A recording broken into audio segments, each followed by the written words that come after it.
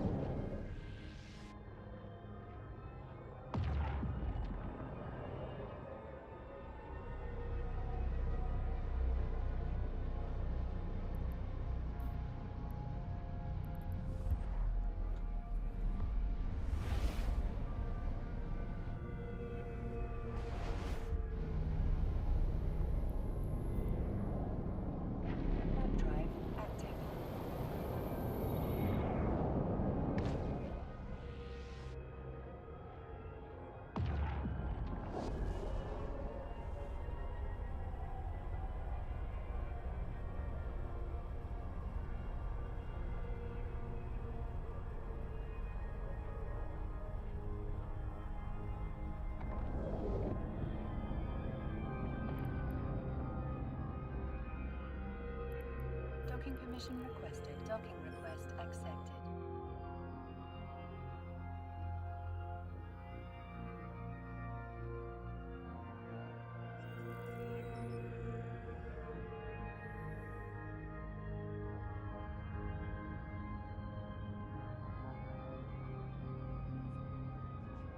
Next, where several police officers have been injured trying to separate anti-immigrant rioters from counter-protesters in the city of Plymouth. British Prime Minister Keir Starmer has said he would be deploying, quote, a standing army of police officers as violent riots threaten to stretch into a second week. More than 370 people have been arrested in connection with the unrest so far, which followed the fatal stabbings of 3 young girls in the town of Southport. The aftermath of attacks by far-right groups on this hotel in Rotherham, targeting the asylum seekers living here. Some demonstrators say the violence escalated beyond their expectations. I arrived yesterday at about 1 o'clock to do a peaceful protest. I didn't want any violence to happen. I saw a police officer knocked unconscious. It did shock us. We were a little bit scared at start, but I understand why people have been upset and the retaliation from it.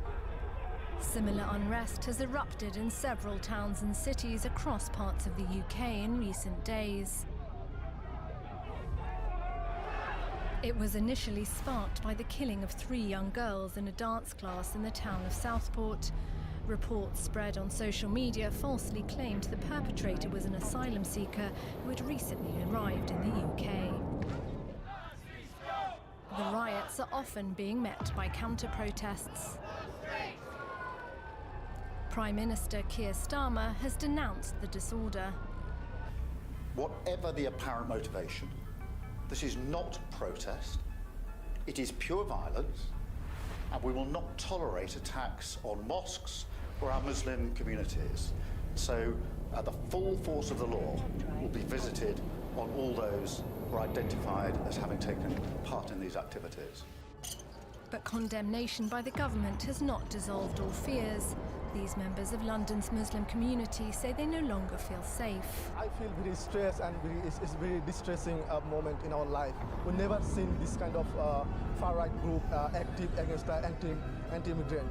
So we are living fear and anxiety. This could be anything could happen to us. Well, I feel threatened, scared to come out of my house because Muslim people, we're not terrorists. That's how I feel like. I feel like we're being threatened, it's not safe. Several countries, including Indonesia and Nigeria, have warned their citizens living in or visiting the UK to stay vigilant and avoid the far-right demonstrations. Let's get more from DW Charlotte Cheltenham-Pill joining me now from London. Charlotte, Prime Minister Keir Starmer has vowed to crack down on these riots. How will he do that?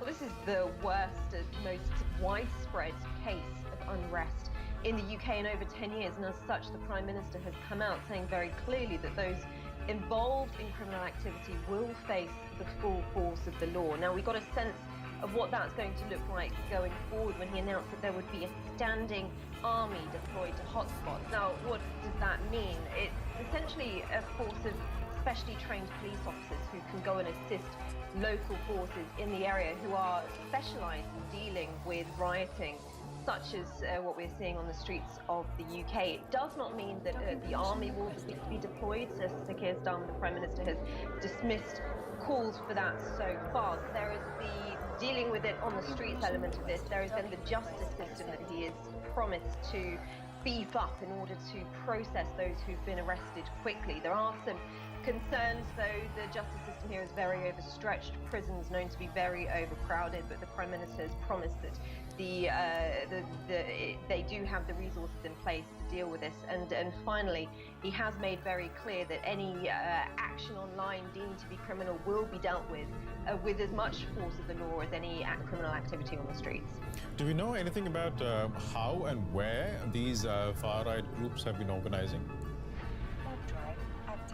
Well, the short and generalised answer to that is online. We know that this violence was triggered by the spread of false information online in connection with the suspect of an attack on young girls, which left 3 dead. Agitators have since been spreading misinformation online, so that is a concern. But the far right here is pretty decentralised now. Police did point to an organisation called the English Defence League in relation to unrest in an English city in Southport where that attack took place. But that's now defunct, essentially, although its leaders are still online, prominent figures from the English Defence League, and they are thought to be agitating this unrest. And this false information or online disinformation, how is this being dealt with? Well, the government said that it is looking at that very closely. As I say, they will crack down on anyone taking part in criminal activity online, agitating this unrest. They are also looking at the involvement, potentially, they say, of hostile foreign states in spreading misinformation. The Prime Minister himself has said the disinformation we've seen online attracts amplification from known bot activities. That's something they'll be looking at. They will also be hoping to push social media organisations to do more themselves, but we know historically that that's tricky. We'll leave it there for the moment. Thanks so much for joining us today, though. DW Charlotte Cheltenham-Pill reporting from London. Thanks so much.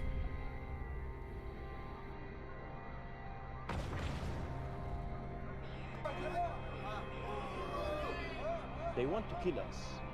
If they catch us, they're gonna kill us. Watching on in horror as outside their window an angry crowd tried to turn over a police van. This is the moment Hamid and Abdullah, not their real names, thought they were going to die when the place they call home was attacked by an angry crowd who tried to set it on fire. There is no humanity, if you understand what I mean. It's like, zombie. They burn, they want to kill, they make like that. They make gestures. Yeah, just like that, always. And we're gonna catch you. They make, we don't catch you, we don't catch you today, we're gonna catch you tomorrow. If we don't catch you tomorrow, we can catch you after 1 weekend. They was thinking, we're gonna die. I swear, I don't lie. They're both here seeking asylum and showed me footage that they filmed when their hotel in Rotherham was attacked by right-wing rioters who then turned on the police. They've been moved to a new hotel. We won't reveal where it is or their identity for their own safety. Now you've been moved to a different hotel. What are you hoping for now? We need to, they leave us alone. That's it. We need to live like everybody in this world. Ladies and gents, if you find anything you don't think you should be picking up, give us a shout. Today, a community clean-up. Volunteers coming together to say this is the image of the real Rotherham. 240 people seeking asylum had been housed here. They've all been moved on now. How have some of the most vulnerable come to be the target of this violent unrest? And crucially, what can be done to stop it? After an emergency Cobra meeting, the Prime Minister announced a standing army of specialist officers to tackle the unrest, although he didn't clarify exactly what this means. Whatever the apparent motivation, this is not protest, it is pure violence, and we will not tolerate attacks on mosques or our Muslim communities. So the full force of the law will be visited on all those who are identified as having taken part in these activities. In Tamworth, petrol bombs were thrown and the police attacked by people chanting racist slogans. One officer suffered a broken arm. The crowd then set fire to this hotel, as inside asylum seekers and the staff feared for their lives. The hotel had previously been identified by the local MP, who said in a Commons debate, people want their hotel back. Today, Sarah Edwards said in a letter she condemned the violence. They're just fixing up the windows and assessing the damage here. Many have been left wondering not if there will be another attack, but where. After a weekend in which violent disorder has swept across the country, there are many wider questions about racism and Islamophobia, about the power of social media, but also the responsibility of politicians, some of whom have been accused of using inflammatory language, which is then co-opted by extremists. So these cameras provide reassurance for the sort of the congregation, and they're sort of at the front and back end of the entrance. So these are security. At her mosque in Birmingham, Hamda Mohammed shows me the security measures they have in place. Rumours have been circulating on social media channels that far-right groups are heading to this city. It's very much rumours at the moment, but it feels like a very, very real to us as a community here, because we have to sort of really make ourselves less panicked.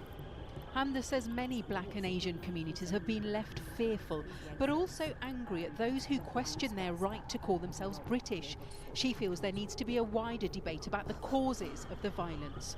To be sort of told you are not British and you do not belong here is sort of like, then where do I belong?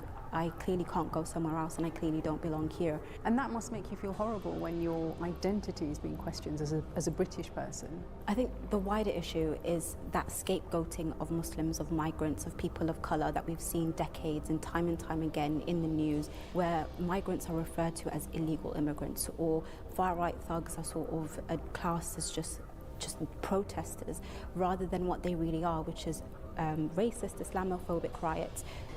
6 days since the unrest began, there have been nearly 400 arrests across England. The suspects have started to appear in court. The Prime Minister insists they will feel the full force of the law for their actions, but addressing the reasons behind their actions and stopping it spreading will be much harder. Well, right now, Darshna is in Alum Rock in Birmingham, where there have been rumours online since this morning of another far-right gathering. Darshna, what's happening there now?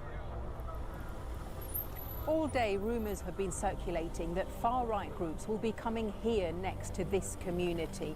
In the distance, you might be able to hear police cars going by. There are groups of young men. Some say they are on the way to a roundabout nearby, where around 200 or so have gathered. They said to me that they are from this community. Some of them are from the local mosques. They say that they are ready to defend their community, and when I asked them what this would mean, they said they don't want any trouble, but they will meet force with force. Those are the words that some young men use. Tensions are very high here. We've spoken to immigration advice centres, to solicitors' offices, whose addresses have been circulated on some right-wing groups. They are very concerned about what could happen next. And this is why people are fearful. They have heard the Prime Minister's words, but they wonder, is he really going to be able to stop whatever happens next? And today, another reminder of the real-life consequences. The Royal College of GPs have said that some of their members, healthcare workers, have been abused, particularly those from minority ethnic backgrounds. And they say this is the real-life consequences of the disorder and the atmosphere that has been created on our streets. Darshna Soni there, thank you, and apologies if you heard any bad language there. As we can see, It is live, and as we've been hearing in South Yorkshire, not far from here, police have condemned what they've called a disgusting display of thuggery following the disorder at that Rotherham hotel housing asylum seekers last night. At least 12 police officers were injured by a group estimated to number more than 700 people. Local MP and Defence Secretary John Healey said there will be a reckoning for those involved. Amelia Jen was there last night in Rotherham. This quiet suburb 10 miles away from Rotherham last night became the scene of a pitched battle after a crowd who'd surrounded a hotel housing asylum seekers set it alight. The police have managed to move a crowd of around 100 to 200 down this end of the road, but they're still throwing glass bottles, they're still throwing logs, and actually 2 boys have just started a fire over there.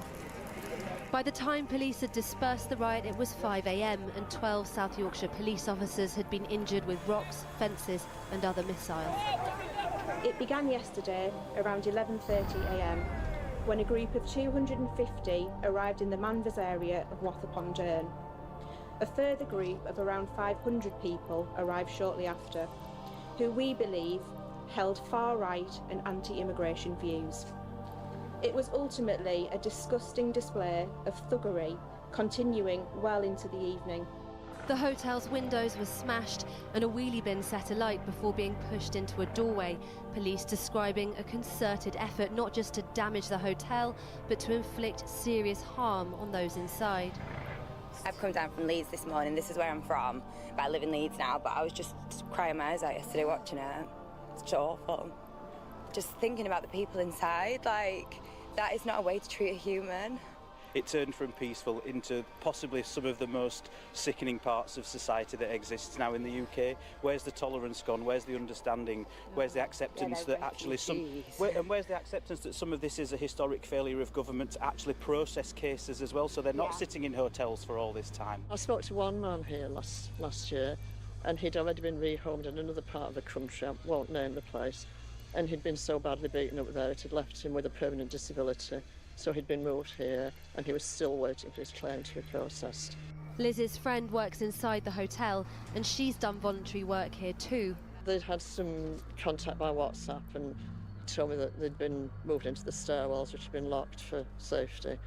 And one of the lads had texted later in the evening and said, "Oh, don't worry, we've got apples and water."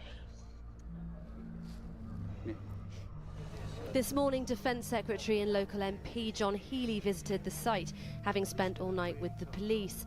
He was stopped this morning by someone who lives nearby, who repeated unsubstantiated claims about inequality in policing that have been circulating online. I'm also hearing from a good source that the police have been told not to arrest any immigrants or do anything, nothing at all. His is a government battling not just sticks and stones, but online agitation and misinformation that will have felt all too real for the men evacuated from the hotel at dawn. All right-minded people have got to condemn what we saw yesterday in Rotherham and what we've seen in other towns and cities, which is thuggery, violence, disorder, vandalism, unleashed under the banner of protest. It's unjustifiable, and there will be arrests, there will be convictions. Today, South Yorkshire Police said the responsibility lay not just with those bent on destruction, but those spreading misinformation and hate online. Anyone simply standing and watching too, they described as absolutely complicit. This a vicious cycle of online and offline hate that last night landed here in a quiet village in South Yorkshire.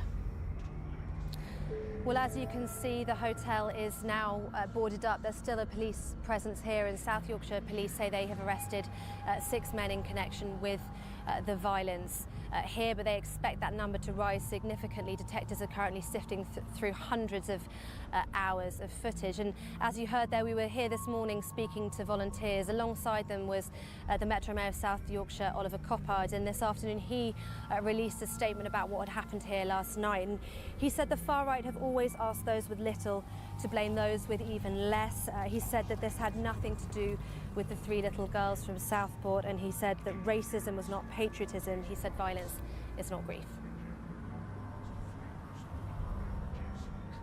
Thanks, Amelia. Well, with me here in Birmingham now, Suresh Grover, who is Director of the anti-racist charity, the Monitoring Group, which was set up in the wake of deadly racist violence in the 1970s. Paulette Hamilton is the Labour MP for Birmingham Erdington, and Gulwali Pasoleh came to the UK having fled Afghanistan and now campaigns for refugees' rights. I mean, Suresh, you're a veteran of all of these race attacks, racist riots in the 1970s and 80s. How does this compare? This is unprecedented. We seem to have leapfrogged from Europe, France, and globally a new kind of fascism, a new era of fascism, which is bent on the murderous intent to kill people, target refugees and Muslim communities in a systemic way. And what we had was individuals taking law into their own hands and beating us up and creating murder and mayhem with political forces supporting them. It's unprecedented because you have the EDL, led by Tommy Robinson, street fighters, supported implicitly or explicitly by Reform UK in Parliament. They are two sides of the same coin. I mean, we should say that they say they condemn the violence. They say they condemn the violence, but look at the messaging. If you look at the messaging, they have been saying that every occurrence that takes place where some South Asian person is held responsible or named responsible for some kind of attack, it's as if this is done by people who are criminals. Now, the thing, you know, that does have echoes again of what happened in the 20th century is tonight we saw with Darshna Soni, there are young men from these targeted communities who are coming out to defend their homes and families. And there is a danger here, isn't there, of sort of two people, you know, two groups clashing, of actual race riots. There are two different groups.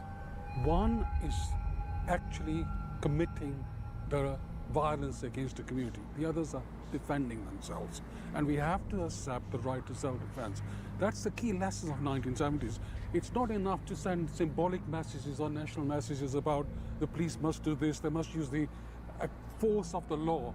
What you have to do at the same time is to make sure those communities who are directly attacked, asylum seekers, Muslim communities, black and minority ethnic communities, their representatives, their communities are also spoken to by the government and reassured that those attacks will be stopped. Paulette, I mean, we've seen Keir Starmer, Yvette Cooper trying to give that reassurance. Absolutely. It's clear that, you know, people do not feel safe tonight, so that reassurance hasn't quite landed. But there's lots of work going on locally, like with MPs like myself, going out to the local mosques, going to the local community, making sure that the messages are actually given on the ground to local people. Do you think there's enough police on the streets? The Prime Minister has made it absolutely clear that the police will be there, they are there for when they're needed. And the police have done a phenomenal job and under absolutely difficult circumstances. And they are there, they will be there, and they've been giving reassurances to both myself as an MP and to the local communities. But it's that visual presence, isn't it? You know, in the 2011 riots, we remember there was a massive ramping up of police on the streets to make people feel safe. And we haven't quite got to that yet, have we? I mean, you know, here, there are businesses closed, cafes have all shut up early, saying they're afraid. There aren't any police out here. At this moment in time, the police are there. They will be deployed if needed. Let's get this right. This is violence and thuggery.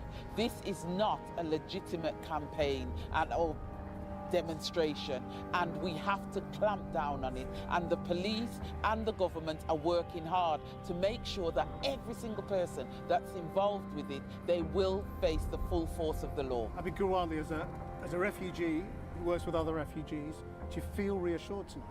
To be honest, I've never been this afraid. I've lived in the UK for the last 17 years. I've been a citizen for the last 5 or so, and as a refugee, as an asylum seeker, I saw the dehumanizing language, the scapegoating, but now, like, I'm afraid for my kids. I told my wife, don't go to the park.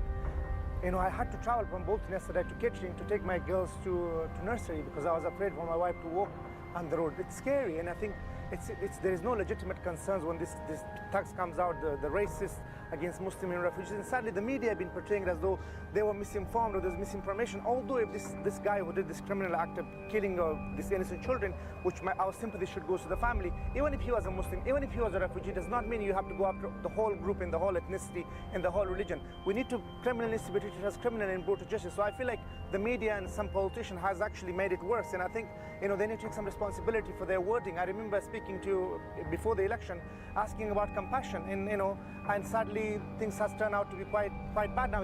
I think this was preventable and predictable, because the way the media and politician has been speaking about people like me and dehumanizing me and thinking I am somehow the problem for the crimes in the social housing and so on and so forth. Paulette, do you think this is as spontaneous as it appears to some, as if it's just come out of nowhere? It's very organised. It was done through social media, and absolutely what I've seen on social media can be a force for good, but what this has done, it's created a whole level of threats and violence and intimidation that I have never seen before. I was involved in the 2011 riots when it was in the city centre, and I have never seen anything as bad as it is at the moment, and it's organised. Suresh, when you see those images of the police being attacked, taking a beating to protect minority communities, times have changed, haven't they? And times have changed. But do you see this also as an intelligence failure? Yes, I see that, because I think Rotherham attack could have been prevented. I rang Rotherham Holiday Inn a couple of days ago with friends of mine, warning them what would happen. And I think it should have been created, a sterile area should be created around it, so no protest should have taken place. It's lucky that we did not see any killing or fatality or injury at Rotherham yesterday or day before yesterday. I think the other thing is, it's no good Labour saying and condemning the worst excesses when they happen. They have a duty to explain and not use the language that refugees are talking about. Muslims have been demonized, refugees have been demonized, immigration is seen as a hard rock that needs to be dealt with. That dehumanization. Let me give you an example. I'm not just briefly. Just give me one briefly. I mean, we saw in Parliament only 5 days ago a member of Parliament for Tamworth actually naming Holiday Inn 5 days ago, and that institution, hotel, was attacked. Absolutely made clear, Sir Keir Starmer and Yvette Cooper, that this will not be tolerated. This language, this treatment of minority communities will not be tolerated, and they will clamp down really hard, and we have to allow the government to do their job. And do you think they're calling it what it is? Is it enough to call it thuggery? Or should they be calling it? Well, I'm calling it Islamophobic and racist. It's Islamophobic and racist, and I'm absolutely sure that is what it is. Just last word, what do you want tonight?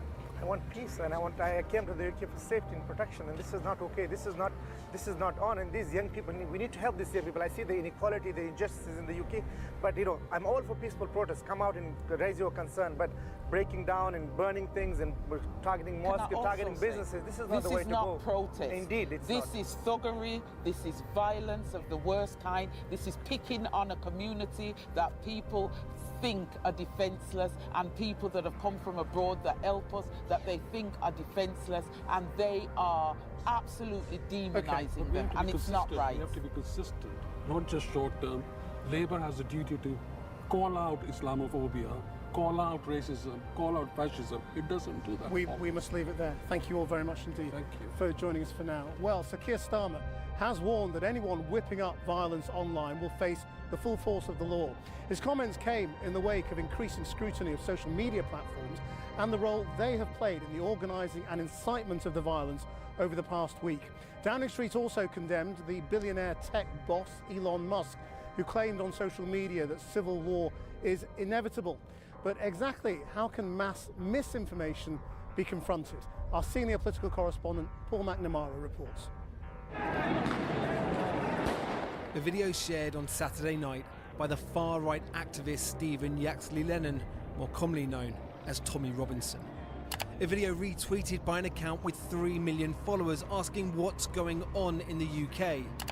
Retweeted again with their answer, the effects of mass migration and open borders is what's going on, and a reply from billionaire and owner of X, Elon Musk: civil war is inevitable. It was a post for which the Prime Minister was forced to respond to today. His spokesperson saying, quote, "There's no justification for comments like that." The message from government: social media has a responsibility here. Not just those that use them, but those that own them too. And they need to take some responsibility for the things that are taking place on their platforms that they frankly are making huge amounts of money from. They need to be doing far more to engage to remove criminal posts that are still up, to tackle misinformation and to take some responsibility for what is happening. Firms will face the full force of the law, say government, and that law is changing thanks to the Online Safety Act. But not all of it has been implemented yet. What does the full force of the law actually look like at the moment? We don't have the full range of enforcement options at this moment in time that we would hope for, but something we will have is, in the future, the ability to fine companies a percentage of their global revenue when they are not holding up their end of the bargain under the Online Safety Act. And this includes enforcing their own policies around misinformation, the glorification of violence and hate speech. Okay, so at the moment, the social media firms don't need to be that worried. There are other mechanisms in terms of public shaming, but when you're looking at actual impacts under law, then yes, unfortunately, there are not the same consequences now as there would be in 2025 and 26 as the OSA is enforced.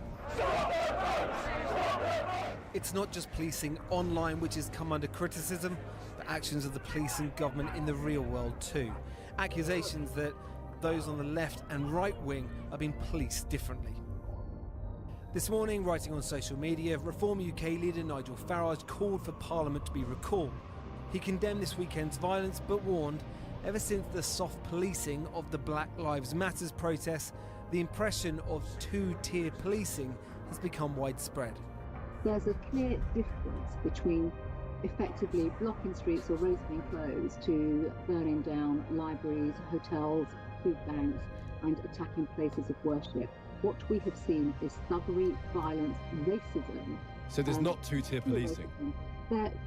We cannot say those kinds of comments are simply not relevant right now. That is not correct. It is not correct. It's a question the Metropolitan Police Chief, Sir Mark Rowley, wouldn't even engage with today. Are we going to end two-tier policing, sir? But as long as riots on Britain's streets continue, so too will questions about how we're policed and governed, on and offline.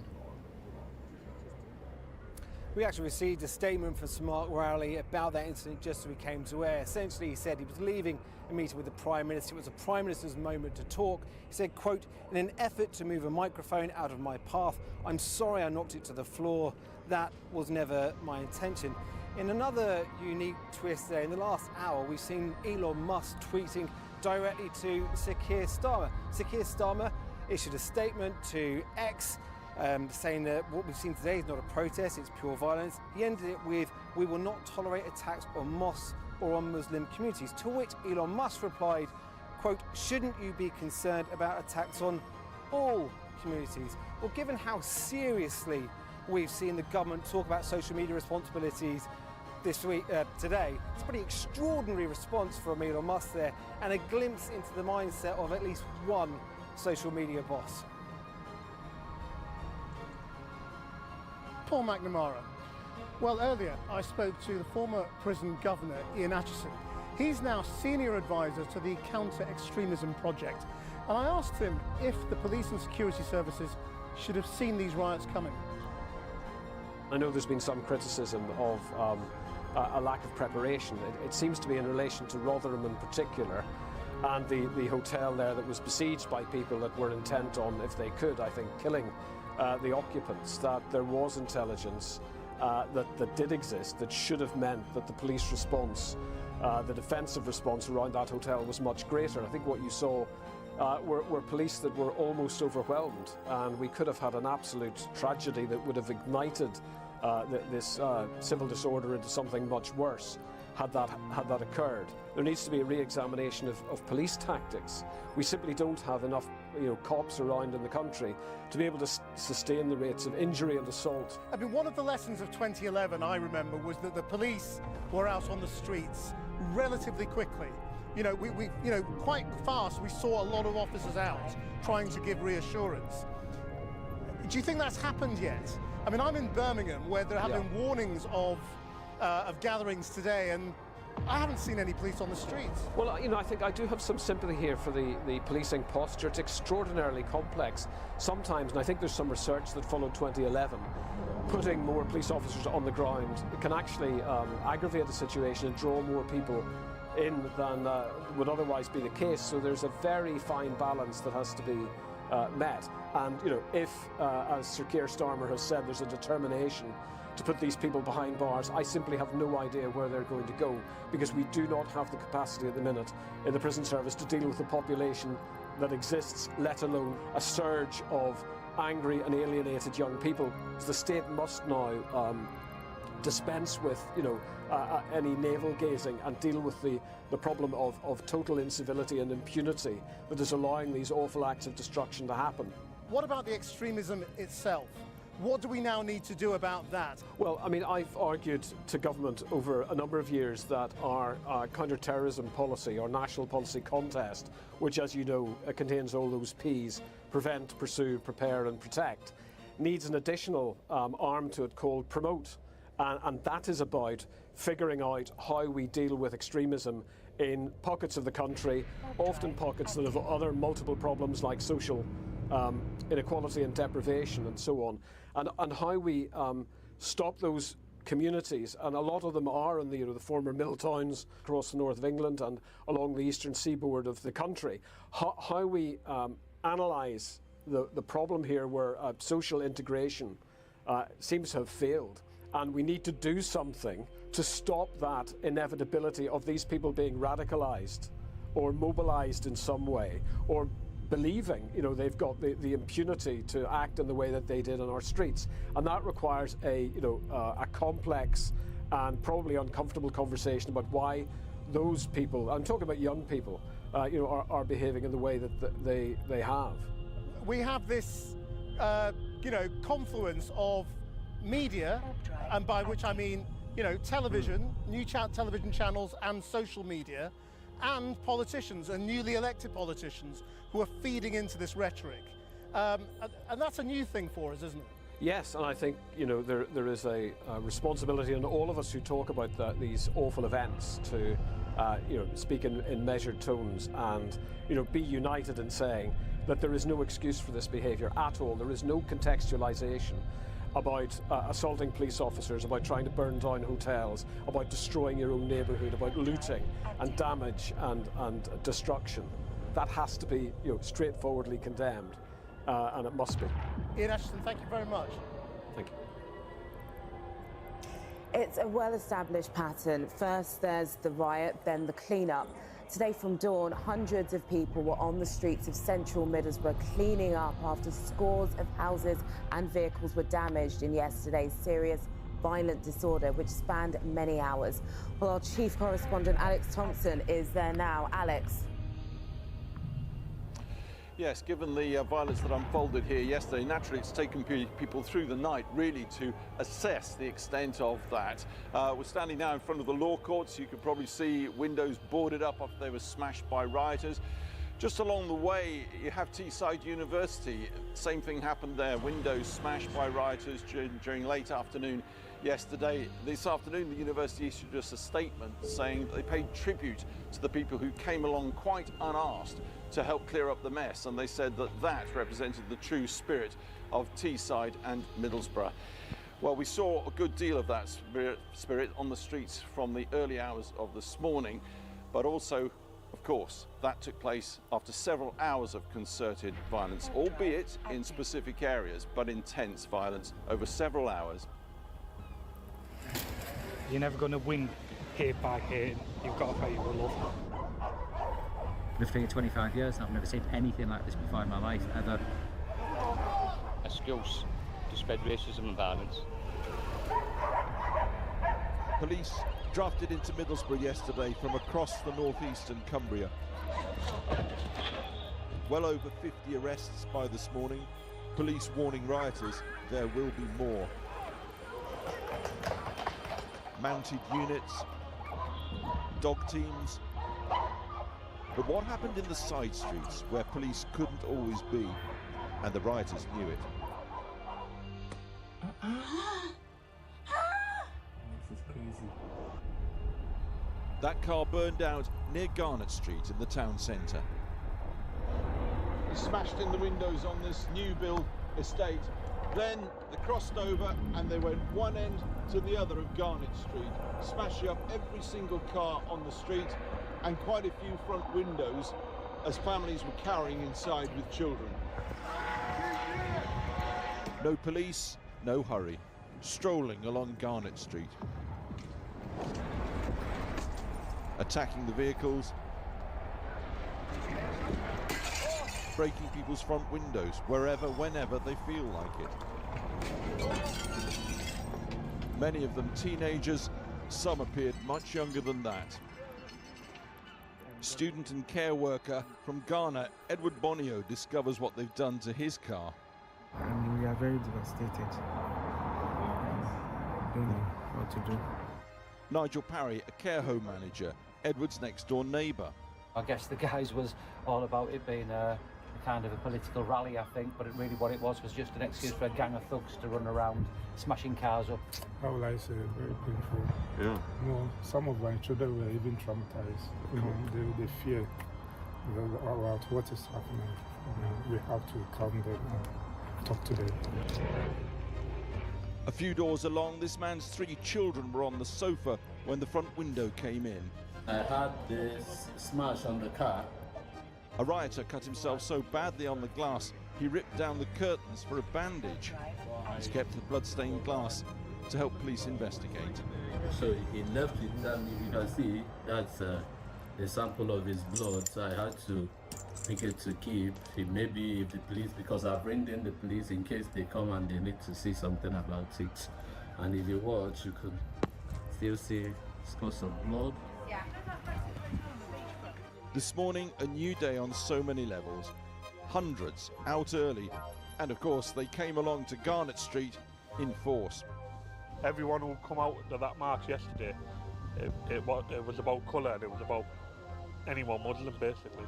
That we feel that we are being targeted for our religion. Yeah, no doubt about it. I didn't think we were like that here. I didn't think there was people here like that, and like when it happens on your own front door, it comes home to you then as well. So we can't rebuild that, but we just want to still rebuild our community with everybody else and change people's mindsets, that we're all here together.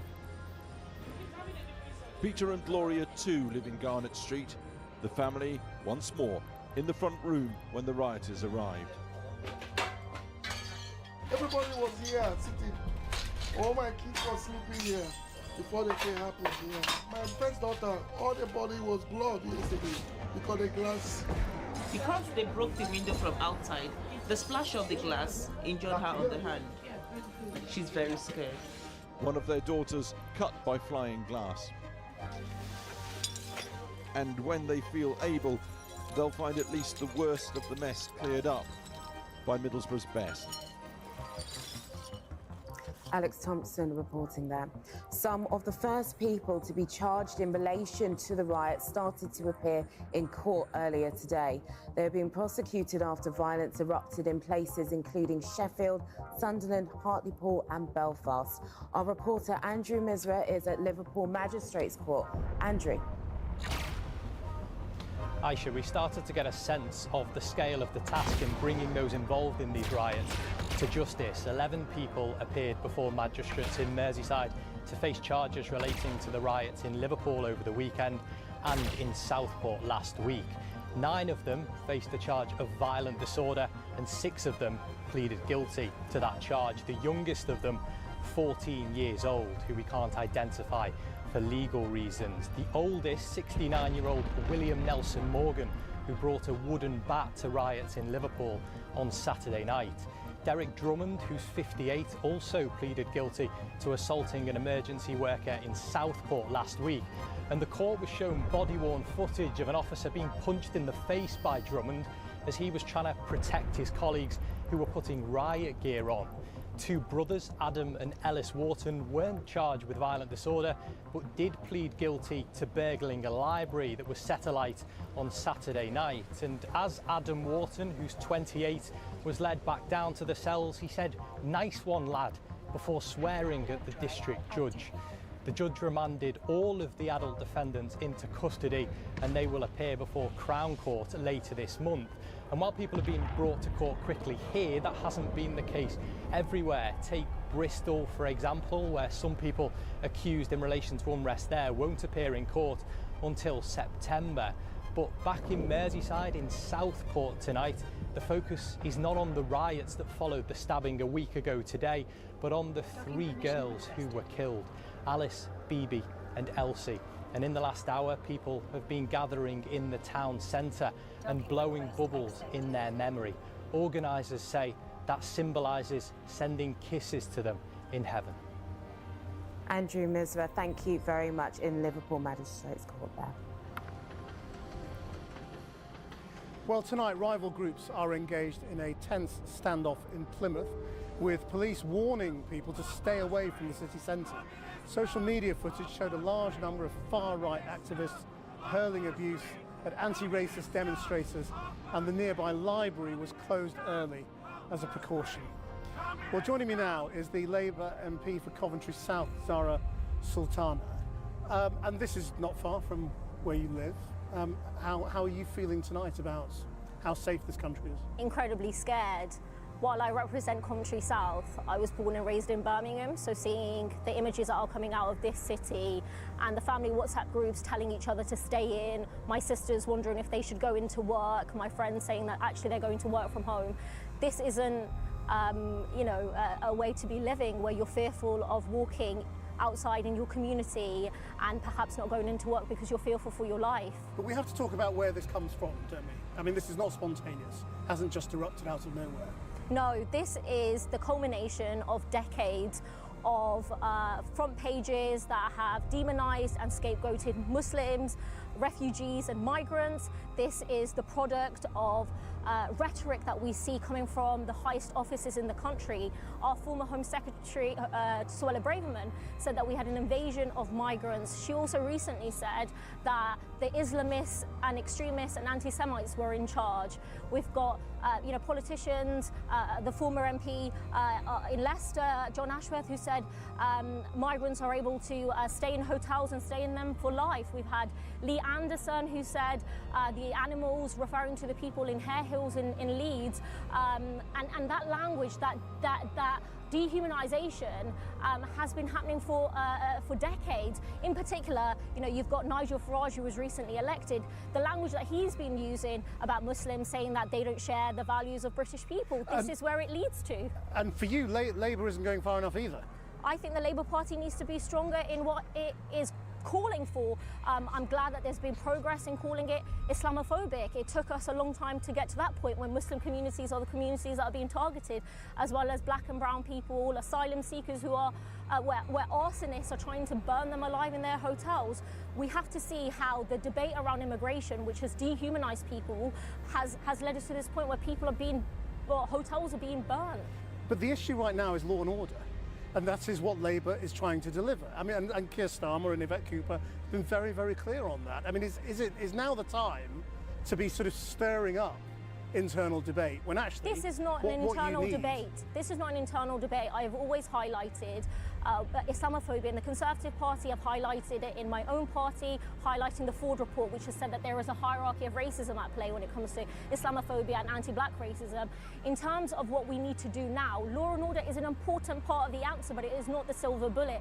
Unless we address the fact that we have a deeply unequal country where living standards have fallen the lowest since records began, that people are dependent on food banks, that wages have been flatlining. Well, so you need to offer different answers to these people who are taken to the streets. An economic solution where our communities feel invested, that they feel supported, that they don't feel left behind. We have an NHS on its knees. We have our public services crumbling. And what has happened is politicians, rather than address their own failings at this, have pointed to migrants, who have pointed to Muslims, and this is what we're seeing. So we need to address the structural economic issues which politicians just don't want to do, and instead distract, blame, scapegoat others to get people's attention elsewhere, and it's unacceptable, and this is a product of that. But the context is different now because people are also in Parliament with very controversial views you don't like. I mean, Parliament is a democratic institution, and we've all been elected, and we all have the same rights and responsibilities. What I struggle with is how people do not take those responsibilities seriously, where they use the platform of Parliament and those green benches to perpetuate hate, to perpetuate division, and that needs to be condemned by everyone. OK, Zahra Sultana, thank you very much indeed for joining us. I suppose I wrongly called you a Labour MP. I mean, you were elected as a Labour MP, but you're not a Labour MP right now because the whip was withdrawn. I believe kids shouldn't be in poverty, in avoidable poverty, and that's why the whip was withdrawn. Because you voted for the SNP amendment. So, to scrap the two-child benefit cap. Thank you very much indeed for joining us. Now, I suppose I should also just make clear that we've been calling this rioting across the UK. So far, there hasn't been rioting in Scotland. There has been trouble in the other nations of the UK, but not yet in Scotland. And I know a lot of our Scottish viewers want us to make that clear, which I'm happy to. Aisha. Thanks, Christian. A number of graves in the Muslim section of a cemetery in Burnley have been daubed with white paint. It's thought that the vandalism is related to the far-right violence, and it's been condemned by Burnley Council, and Lancashire Police are investigating.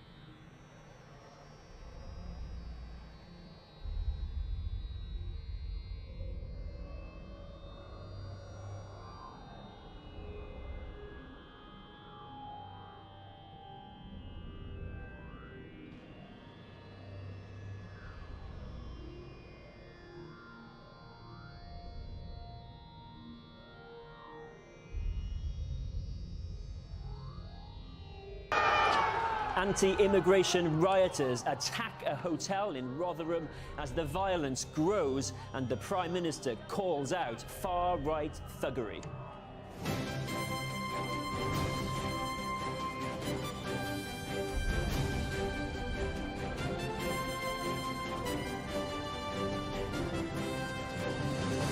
I won't shy away from calling it what it is: far-right thuggery. To those who feel targeted because of the colour of your skins or your faith, I know how frightening this must be. I want you to know that this violent mob do not represent our country.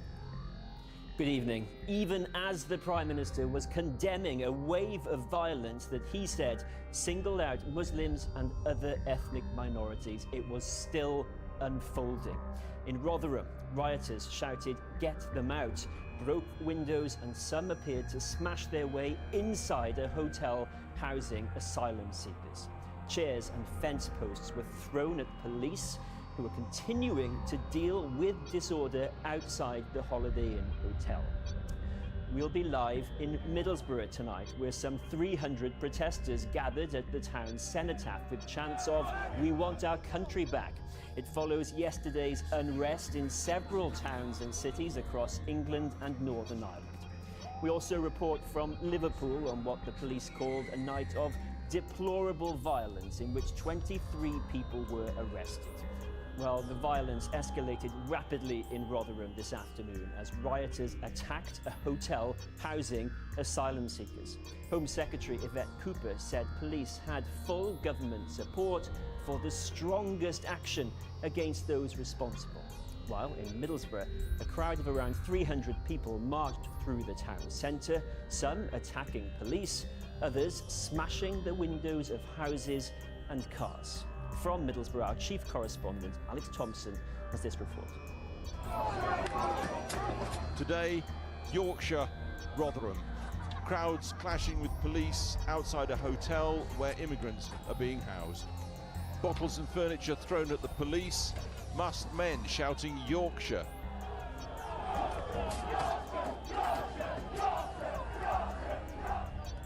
A bin set on fire by rioters with little regard for anyone inside the hotel.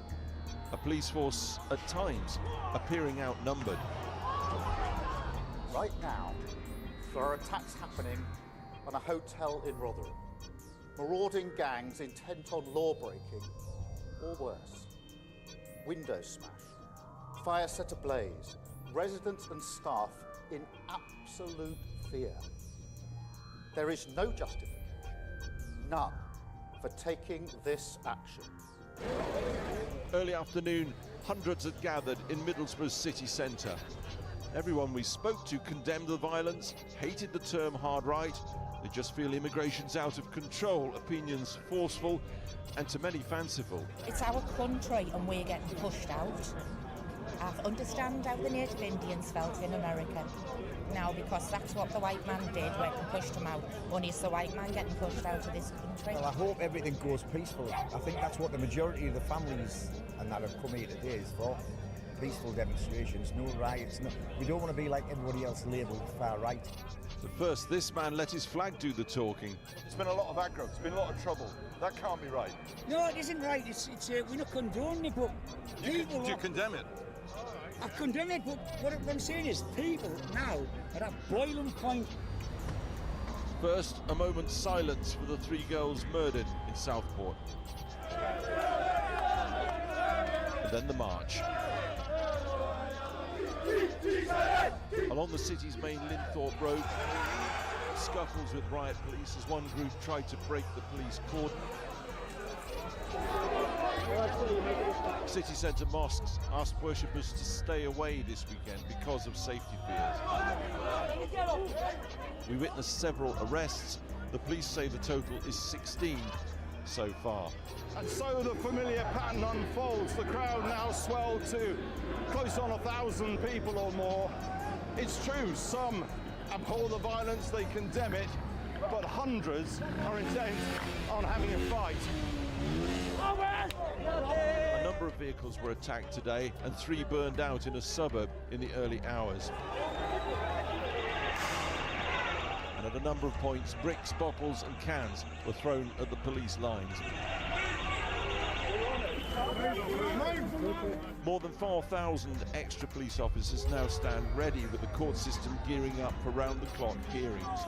In a country which now imprisons peaceful climate protesters for several years, how will the courts deal with this?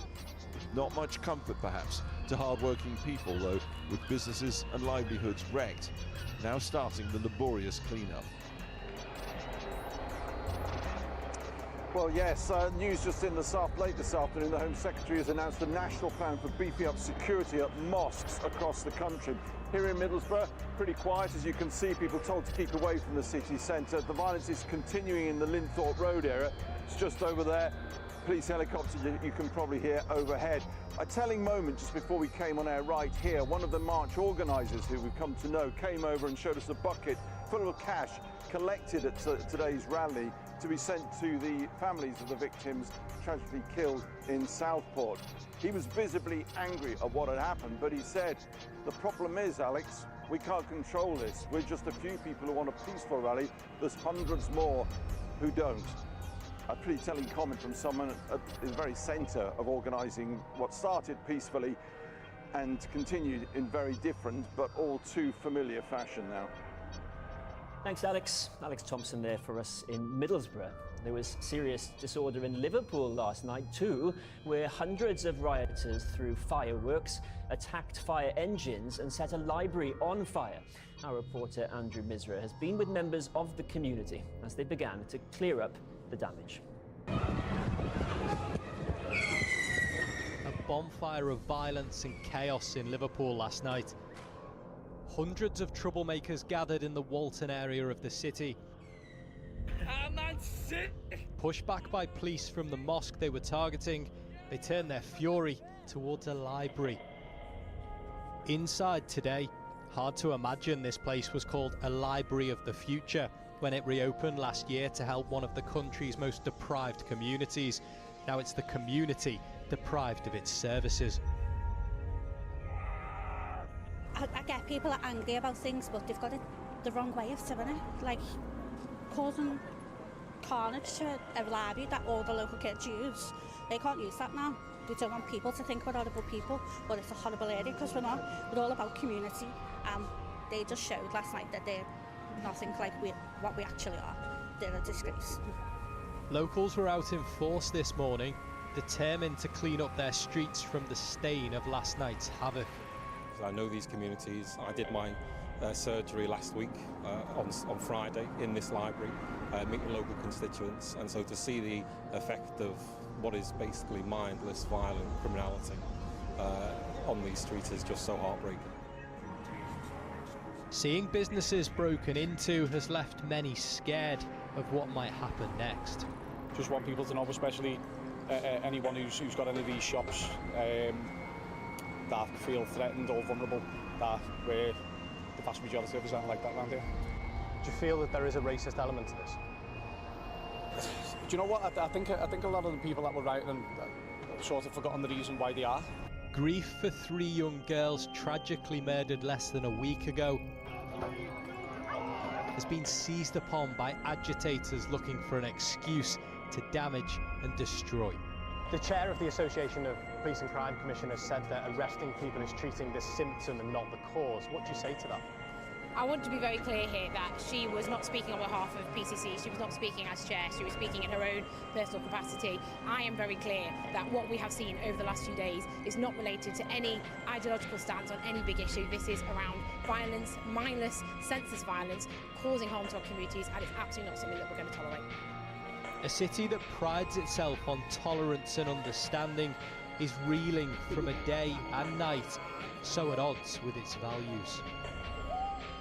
Andrew Misra for this there in Liverpool. Well, earlier, as the disorder in Rotherham was just beginning to unfold, I spoke to Chief Constable B.J. Harrington, public order lead for the National Police Chiefs Council, and I began by asking him about the extent of the disorder across the country and if this level of policing can be sustained if it carries on throughout the summer. Yeah, the simple message is yes, we can. Over the last week, we've seen abhorrent behaviour, criminal behaviour that in no way reflects or pays tribute to the compassion and empathy for those poor children that were killed. You'll have seen robust responses across the country in every force where there's been disorder.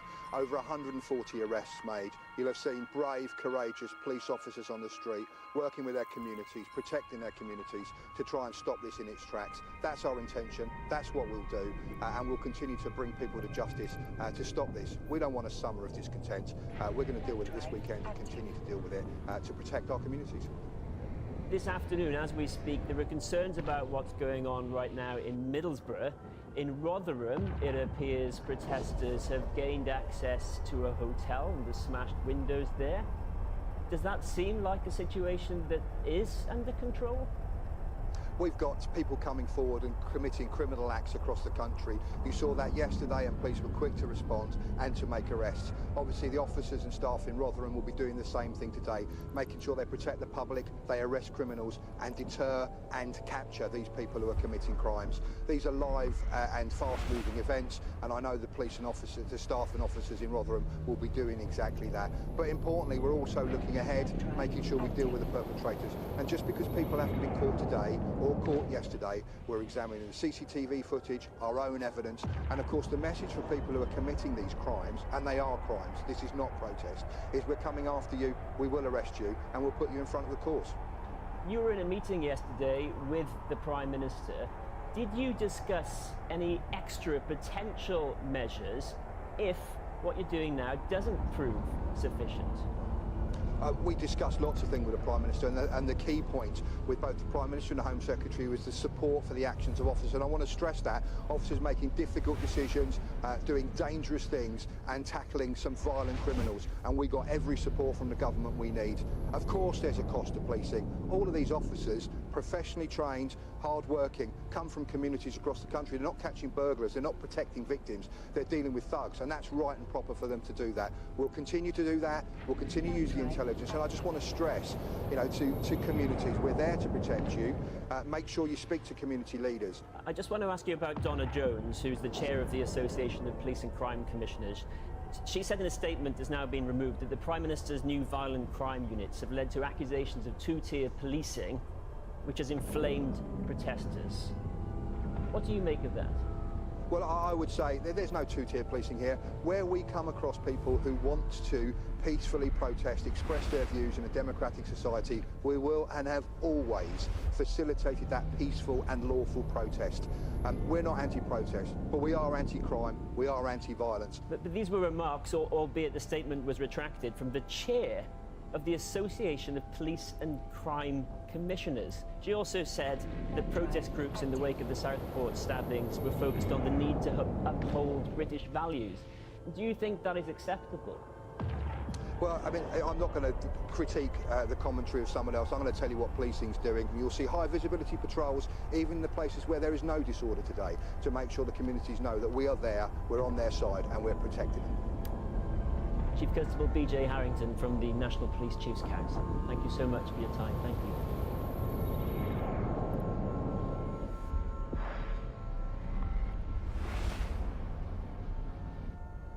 During World War II, most every country involved, Axis or allies, faced some sort of food rationing for its citizens on the home front. And this led to the advent of numerous interesting dishes, like this American recipe for emergency steak made with ground meat, milk, and Wheaties cereal. We examined the American home front during World War II, this time on Tasting History.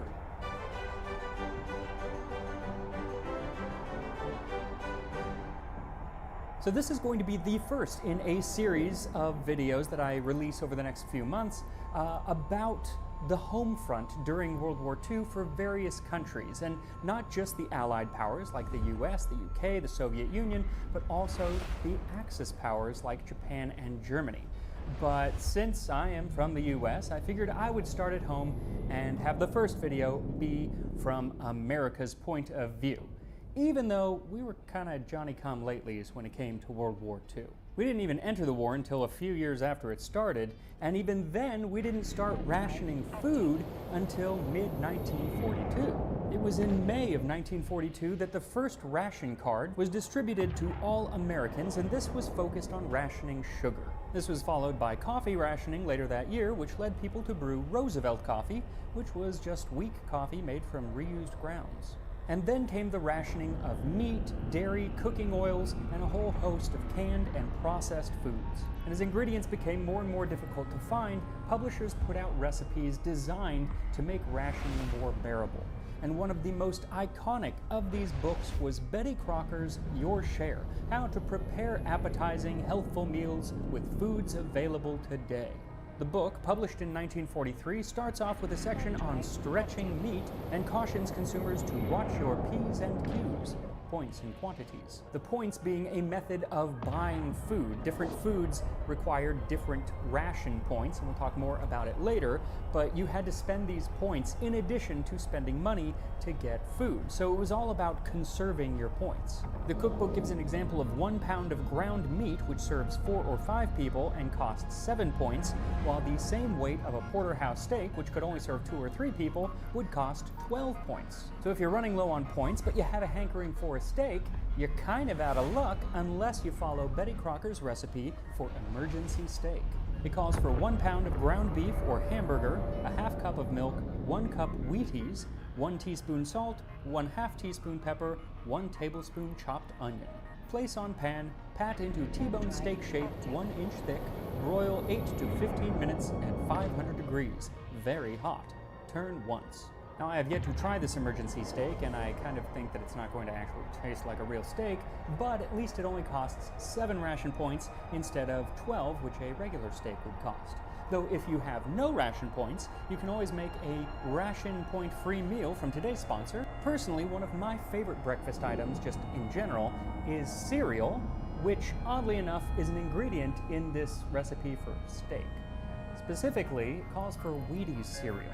And the reason is because Wheaties was owned by General Mills. And most of the recipes in this book use different products from General Mills because, as we've covered in a previous episode, Betty Crocker was basically just a character that was created to sell the products of General Mills, or originally the Washburn Crosby Company. The thing is, since Wheaties are a flaked cereal, I'm thinking that just sticking them into this meat combo, it will lead to a very jagged steak. So I'm assuming that they are being used as a binder of some sort, so I'm going to go ahead and crush them up. Not super fine, but fairly fine. And then I don't think it really matters the order that you mix the ingredients, but the way that I did it was I took the pepper and salt and added it to the meat, and then I added the chopped onion and mixed all of that in, and then added the Wheaties. Once everything was combined, I added the milk, and it took a minute or so of mixing, but eventually everything came together. And then, once everything is together, you come to the hard part, and that is sculpting this meat into the shape of a T-bone steak. So put the meat onto a baking sheet lined with foil. And you don't have to use aluminum foil. They wouldn't have used foil at that time because aluminum was scarce and there's a war on, don't you know? But I'm using foil because it's going to make it a lot easier later on. Then start to mold the meat into the shape of a T-bone steak. I think I got pretty close, though I kind of wish I had like a real T-bone steak nearby to use as a model, but I think I did fine. What is most important is that you don't make it much thicker than 1 inch. He says 1 inch, because if it is much thicker, then the ground meat on the inside is not going to cook all the way, and that would be bad. But once your T-bone steak is ready, set it in the oven under the broiler at 500 degrees Fahrenheit, 260 Celsius, and let it broil for about 8 minutes. Then remove it from the oven and flip it. The issue here is this is not a real steak, so if you try to flip it like with a flipper of some sort or tongs, it will disintegrate. So the best way that I found to do it was to take another pan that was clean with foil, set it on top, and then flip both of them together, wearing gloves, flip both of them together, and then you flipped your steak. Then put that steak back under the broiler for another 8 minutes or so, or until the internal temperature reaches 160 degrees Fahrenheit. Now, as we finish browning our emergency steak in the oven, let's take a closer look at what rationing in the U.S. was like during World War II. On December 7, 1941, the Empire of Japan launched a surprise attack on the American naval fleet at Pearl Harbor. The following day, the United States declared war on Japan, and Germany and Italy declared war on the United States. The U.S. was now officially part of a conflict that had been raging in Europe for over 2 years and in Asia for over 4.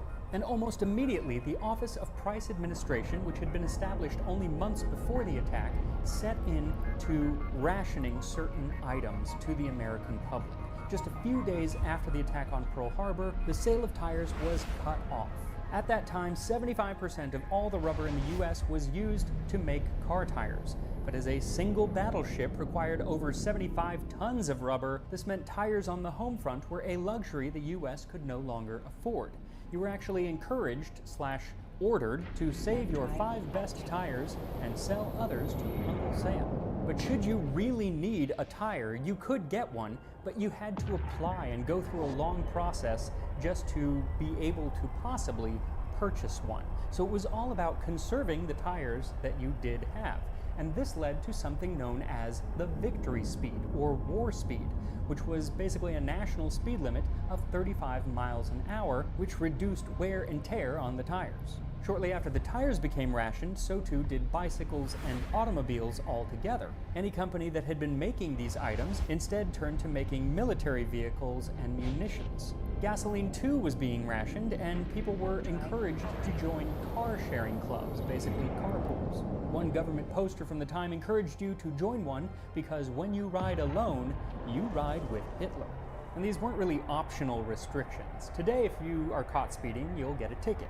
But then, if you're caught speeding, you could have your gasoline ration taken away entirely, so you can't drive at all. What's interesting is that the gasoline and other fuels like coal, while very important for the war effort, were not as precious as some other items, because America produced plenty of oil and coal, so they could always just make more. But there were other commodities that were not produced at home, and so they were severely rationed. Things like rubber. Most of the rubber at the time came from Southeast Asia, and as soon as the war set in, the Japanese cut off that supply completely. Another ingredient that was like that was sugar, and that's why it was the first to be rationed, because most of the sugar that the US was eating came from the Philippines. And so the only sugar that was grown at home was from places like Hawaii and Puerto Rico, and that was nowhere near enough to satisfy the needs of American sugar eaters. But not being able to import a certain item was just one reason that something might be rationed. There were other reasons, like the supply chain. It was very taxed at the time, and things like trucks and railroads were completely overrun transporting troops and war supplies from coast to coast. In addition, those troops being transported were usually young men who had been taken out of the workforce, so there was a huge labor shortage. And very quickly, many women stepped in to take those jobs, but it wasn't immediate, and it was kind of a game of catch-up for quite some time. Then there was the issue of feeding those troops who were no longer producing food, because not only were they taking up food, but they also took up a lot of other items that were required to get the food to them in places like Europe, Africa, and Asia. Like a lot of their food was packaged in tin cans, but the US had almost no tin. And so foods like processed foods and canned goods became extremely scarce almost overnight. Stores put up signs letting people know how their stock had decreased over the year, and processed foods were often down around 80%. So to stop people from buying up all the canned goods and hoarding them, they too became rationed. Now, rationing something like sugar is very easy. You get 4.5 ounces per week. Simple as that. But rationing something like canned food is a little bit more difficult. First of all, it's all different sizes, and does a can of tomato soup equal the same as a can of green beans? What if you don't like tomato soup? It just became much more complicated. Luckily, Britain, who had been rationing for several years at this point, already had a system that the US could look at as a model, and that was the points system. Every person in the US, regardless of age, received an allotment of red and blue points. Red were used for meat, dairy, and fats, and blue were used for canned and bottled goods as well as baby food. Each week you had a certain amount of points that you could use, and you had to use those in conjunction with money to actually buy the product itself, so they also started putting price caps on pretty much every item in the country. The system was clunky and complex and confusing for many, many people, so the government started putting out these newsreels to kind of try to explain it, and one of my favorites has a narrator who sounds like a cartoon gangster from the 1940s, and it's funny because he even kind of admits that it's a terribly confusing system, and he says that in comparison, this makes filling out income taxes strictly for amateurs. And there were lots of people who now wish they hadn't played hooky when the teacher was giving out with addition and subtraction. But of course, if you don't figure right, you have nothing to chew on but fresh vegetables, which is hay strictly for citizens who chew their cuds, or maybe rabbits. And this is just one reason why people did not like the rationing system. But most people realized there is a war on, and I gotta do my part, and so they accepted rationing, even though they were always kind of grumbling about it. But in 1943, the government tried to explain how important it was, saying rationing is essentially democratic. It protects the little man who is unable to pay exorbitant prices for articles of which limited quantities exist. Basically, rationing was the only way to make it fair for everyone and to keep down what could be rampant inflation. There were ways, though, to kind of get around some of the rationing rules, and that was simply to eat more foods that didn't require ration points, because not everything required points. Pretty much all fresh vegetables and fruits were never rationed. The canned versions were, because those were being sent overseas, but you can't really send like a fresh zucchini to Germany. It's just not gonna last. So fresh vegetables, have as many as you want. And that kind of went for most fresh foods. Fresh milk was never rationed, though processed milk products like cheese or evaporated milk or butter, those were rationed. Though if you did ever want your cheese fix, you could eat Kraft macaroni and cheese because you could get 2 boxes for only 1 ration point. And for getting the most out of your butter, there were numerous recipes that would help you stretch what you had, like mixing butter with gelatin and milk, neither of which required ration points. One of the few fresh foods that was rationed was meat, especially beef, which was one of the most costly items, both in money and in points. And that's why there are so many recipes from this period for like mock meats. Like the one that we're making today, the emergency steak, is using lesser quality meats to mimic a better cut of meat. And then there were recipes that just tried to kind of replace meat altogether, like one for baked peanuts, a meat alternative which included peanuts, tomatoes, and molasses that was baked in a dish. This wasn't so much to mimic the taste or texture of meat, nobody was pretending that it was, but it was meant to mimic the nutritional value that you would get if you were to eat a sirloin. But even those foods that were not rationed could still be very difficult to get. Like for the entirety of the war, eggs were incredibly hard to find. So you have a lot of recipes from this period for eggless cakes. Because of all these reasons, people started raising and growing their own food at home. People would raise chickens and rabbits, especially in the city, and if you had a little bit more space, a lot of people would have goats or pigs or even cattle. And then there was the Victory Garden. Now again, this is something that the US was able to look across the pond to Britain because the British had been building Victory Gardens for a while, though actually both in the US and in Britain they had done this back in World War I. But World War II really saw the Victory Garden come to life. The government put out calls for everyone who had a patch of dirt or even available space on their roof to begin gardening their own fruits and vegetables at home. And by May 1943, there were 12 million Victory Gardens growing in America's cities and another 6 million on unused farmland. Eleanor Roosevelt even planted one on the White House lawn. Cities converted parks to be community-run Victory Gardens, like the lawns of Riverside Park in New York City, the Boston Common, and portions of Golden Gate Park in San Francisco. And in an era before you could just watch a YouTube video if you wanted to learn how to grow a green bean, they would put out books like the ABC of Victory Gardens to teach us city dwellers how best to turn your backyard into an instrument of war. And I say that because that is how the government sold these gardens, as an instrument of war. A Victory Garden is like a share in an airplane factory. It helps win the war and it pays dividends too. By 1944, Victory Gardens were producing about as many fruits and vegetables as the commercial farms of the country, which is pretty darn impressive. What I found interesting is that there wouldn't have actually been such a need for these Victory Gardens had the government not kind of shot themselves in the foot right from the get-go. See, the vast majority of certain fruits and vegetables were being grown in California, Oregon, and Washington state, and many of the farms were owned by Japanese Americans. For instance, a full half of the tomatoes and 95% of snap peas were grown just by Japanese American farms. And so when FDR signed Executive Order 9066 and sent many of those same growers to inland internment camps, over 6,100 farms were taken, but many lay fallow due to a lack of labor. But since those who had been sent to those camps knew so much about farming, the Victory Gardens that they set up at these Japanese internment camps turned out to be some of the most productive in the entire country. And I would actually love to do a whole video just on what they ate at these Japanese internment camps. So if that's something that you would be interested in, let me know and I'll make it into a video.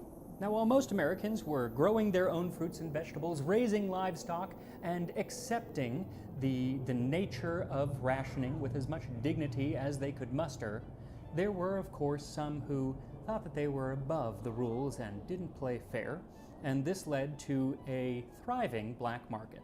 This usually took the form of a consumer overpaying the monetary value of a certain product and not giving the grocer or whoever it was any ration stamps. You know, a little under the table. I'll pay you double, but no stamps. Unfortunately, the person who was taking this money had to turn in those stamps if they wanted to keep being resupplied, and so this led to counterfeit stamps, stealing different stamps, or they would have to ask other people who didn't use all of their stamps to give them theirs, and that's why the government said that any unused stamps that you have at a certain end of a period, you should destroy. Now, there was, of course, a social stigma against this. You know, why should I have to play by the rules if you're not? But since everyone kind of hated rationing, it wasn't that uncommon. They say that a full 17% of the meat that was being sold in the US at the time was being sold via the black market. And these people who were doing this were not called bootleggers like they were during Prohibition, but meatleggers. And they were put on the same plane as spies and saboteurs. There isn't any great difference. They're all helping the enemy. But I assure you, I am no meatlegger. I purchased my ground beef on the up and up. The ground beef that I am using to make my emergency steak, which should be ready to eat. And here we are, emergency steak from the World War II home front. I mean, it kind of looks like a steak, kind of, if you don't look too closely, if you squint. It's pretty cool, actually, and it smells good. It smells like meatloaf. Pretty sure it's gonna taste like meatloaf because looking back, it's kind of a lot like meatloaf. Here we go.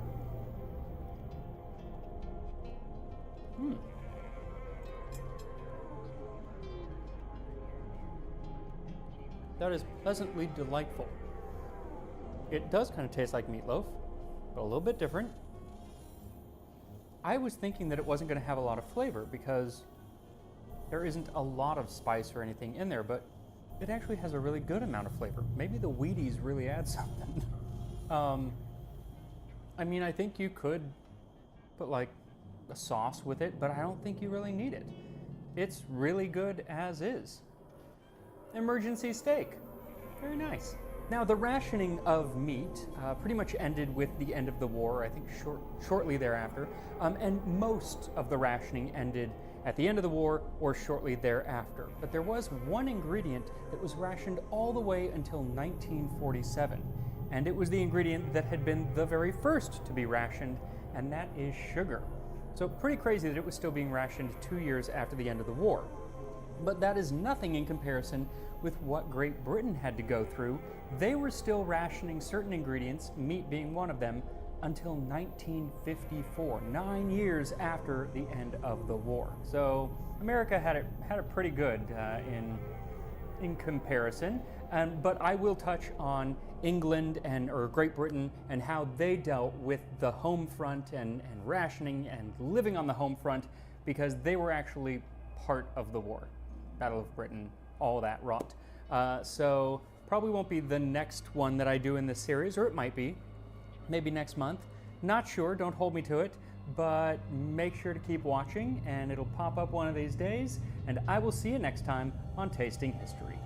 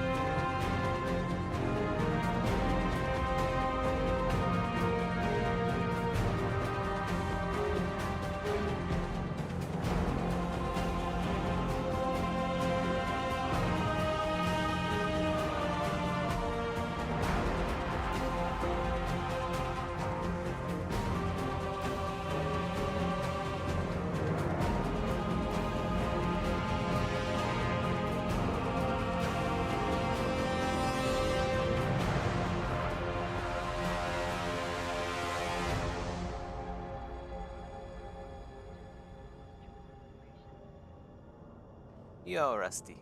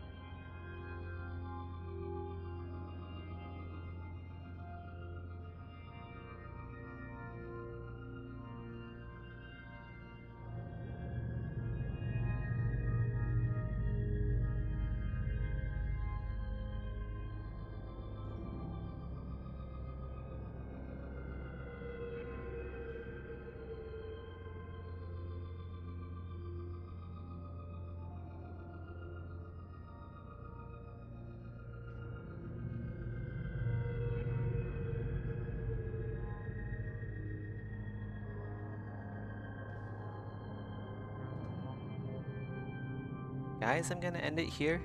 Got a lot done today. Not sure if I'll be able to finish the Retopo by tomorrow, but we'll see. Anyway, take care. I'll be back later.